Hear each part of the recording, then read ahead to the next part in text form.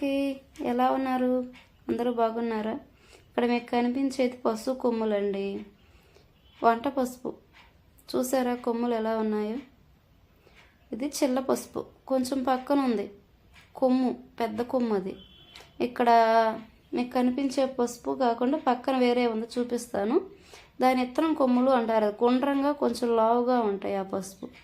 ఇలా చేలో పసుపు ఉడకబెట్టి ఎండబెడతారనమాట. బాగా ఎండిన తర్వాత యార్డుకి పంపిస్తారు. మాకు దగ్గరలో పసుపు యార్డు ఉంది, పసుపు అక్కడికే వెళ్తుంది.